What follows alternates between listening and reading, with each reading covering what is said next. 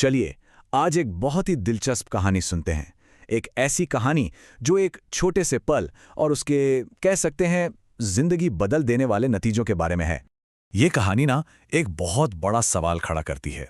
सवाल ये कि एक पल के आराम की असली कीमत क्या होती है, और ये हमें न्याय को एक बिल्कुल नए नजरिए से देखने पर मजबूर कर देगी।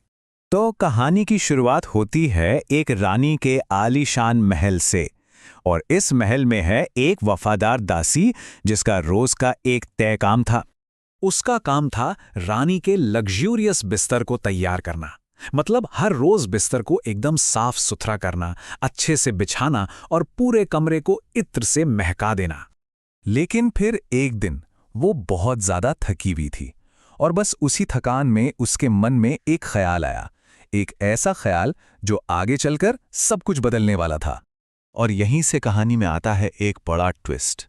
एक छोटा सा फैसला और पूरी कहानी का रुख ही बदल जाता है। कमरे में ठंडी ठंडी हवा चल रही थी और थकान तो थी ही। तो जैसे ही वो उस बिस्तर पर लेटी, बस उसे गहरी नींद आ गई। सोचिए, जिस आराम को वो रोज किसी और के लिए बनाती थी, आज उसी आराम ने उसे अपनी गिरफ्त में ले लिया। पर उसका ये आराम ज्यादा देर तक नहीं टिका। तभी कमरे में रानी आ गई और अपनी दासी को अपने बिस्तर पे सोते हुए देखकर वो गुस्से से आग बबूला हो गई। और गुस्से में रानी ने जो सजा सुनाई वो थी पूरे 60 कोड़े मारने की। अब यहां से कहानी एक ऐसा मोड़ लेती है जिसके बारे में किसी ने सोचा भी नहीं होगा। ये कहानी सजा से निकलकर गहरे ज्ञान की तरफ मुड़ जाती है। शुरू में तो दासी का वही हाल हुआ जो किसी का भी होता। कोड़ों के दर्द से वो चीखती रही, माफी मांगती रही, पर रानी का दिल बिल्कुल नहीं पसीजा। लेकिन फिर अचानक कुछ अजीब हुआ। दासी ने रोना बंद कर दिया और जोर जोर से हंसने लगी। अब ये देखकर तो रानी भी हैरान रह गई कि इसे हो क्या गया है। रानी ने उससे पूछा कि तू हंस क्यों रही है, और दासी ने जो जवाब दिया ना, उसने पूरी बाजी ही पलट दी। उसने कहा, मैं तो इस बिस्तर पर बस कुछ देर के लिए सोई तो मुझे 60 कोड़ों की सजा मिली। आप तो रोज इस पर सोती हैं। सोचिए ऊपर वाला आपको कितनी सजा देगा, हजारों कोड़े मारेगा।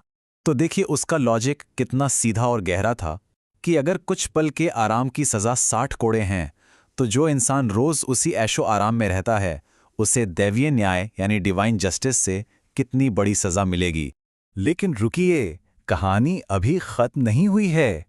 दासी की इस गहरी बात का असर महल की दीवारों से कहीं दूर तक होने वाला था।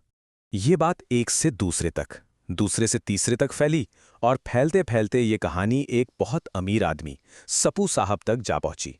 और उस एक दासी की ये छोटी सी लेकिन बहुत पावरफुल बात सुनकर सपू साहब पर इतना गहरा असर हुआ कि उन्होंने अपनी सारी दौलत, अपना सारा ऐशो आराम सब कुछ छोड़ दिया और एक संत बन गए। आगे चलकर वही सपू साहब खटखटा बाबा के नाम से मशहूर हुए। मतलब एक दासी के दर्द से निकले ज्ञान ने एक अमीर आदमी को संत बना दिया। तो ये कहानी आखिर में हमें एक सवाल के साथ छोड़ जाती है कि अगर हमारे छोटे से छोटे काम की भी कोई कीमत होती है, कोई नतीजा होता है, तो फिर हमारी पूरी जिंदगी का असली हिसाब किताब क्या होगा? ये सोचने वाली बात है।